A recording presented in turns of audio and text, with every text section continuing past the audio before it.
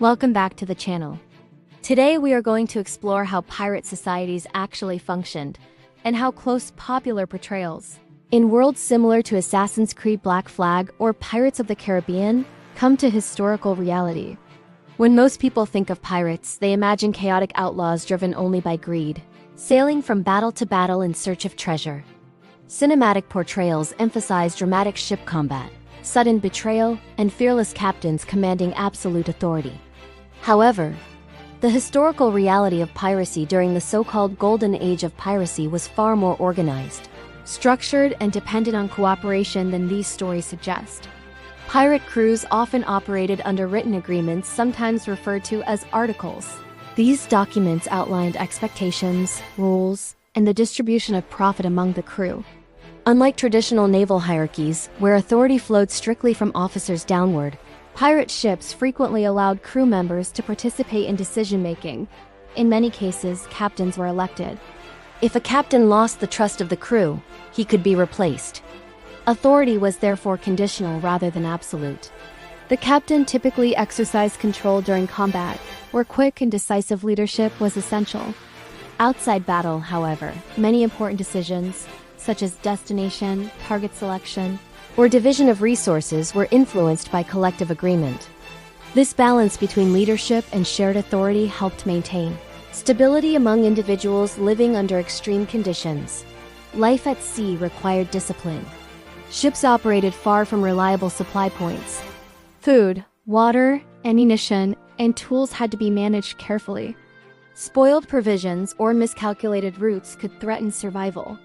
Every crew member had defined responsibilities. Navigators maintained course. Gunners operated cannons. Carpenters repaired damage. The quartermaster often held significant influence. Unlike the captain, whose role focused on combat leadership, the quartermaster represented the interests of the crew. This position could oversee the distribution of supplies and enforce agreed rules. Pirate ships were selected and modified with specific priorities. Speed and maneuverability often mattered more than sheer firepower. Smaller, faster vessels allowed pirates to approach merchant ships quickly and escape pursuit when necessary. Contrary to popular cinematic imagery, pirates did not always seek large naval battles. Their goal was usually to capture cargo intact. Cannons were often used strategically to disable rigging or intimidate rather than destroy. Once a target was weakened, boarding actions allowed pirates to seize goods without excessive damage. The psychological component of piracy played a major role. Flags, reputation, and appearance were tools of strategy. A feared pirate flag could encourage surrender before fighting began. Minimizing resistance preserved resources and reduced casualties on both sides. Piracy did not exist in isolation from global trade networks. Merchant vessels transported valuable goods across long distances. Trade routes connecting Europe, Africa, and the Americas created predictable paths of movement. Pirates targeted these routes strategically. They understood shipping schedules, geography, and seasonal weather patterns. Pirate havens emerged in regions where centralized authority was weak. These locations provided opportunities to repair ships, exchange goods, and recruit new crew members. Such ports operated as informal economic hubs supporting pirate activity. Despite the romantic image of limitless freedom, life aboard pirate ships remained dangerous. Injury, disease, storms, and conflict were constant risks. Discipline was enforced through agreed penalties. The same systems that granted voting rights also included consequences for theft, disobedience, or endangering the crew. Weapons used by pirates reflected the realities of close-quarters combat. Cutlasses were favored for confined spaces.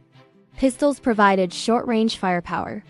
Cannons served both offensive and defensive roles. Equipment varied widely depending on what could be captured or acquired. Navigation required skill and experience. Understanding currents, wind patterns, and coastal geography allowed pirates to position themselves advantageously. Knowledge of shallow waters could help evade larger naval vessels. Despite their reputation as purely destructive forces, pirate activity also intersected with broader economic systems. Captured goods often re-entered trade networks through intermediaries. Markets existed where stolen cargo could be exchanged. This created complex relationships between legal and illegal commerce. Popular media, including cinematic portrayals like Pirates of the Caribbean, often emphasizes individual heroism and dramatic adventure. Games such as Assassin's Creed Black Flag highlight exploration and naval combat. While these depictions capture atmosphere, the historical reality depended heavily on organization, negotiation, and shared risk. Pirate crews functioned as adaptive communities shaped by necessity. Their systems balanced autonomy with structure. Their survival depended on cooperation, resource management, and strategic decision-making. Understanding piracy through this broader lens reveals that it was not simply chaos at sea. It was a calculated response to economic opportunity, shaped by the limitations and dangers of maritime life. By examining these systems, we see how even groups operating outside traditional authority developed their own forms of governance and organization. If you found this exploration interesting, leave a comment with which historical society you would like examined next, and consider subscribing for more cinematic breakdowns of how past worlds actually functioned.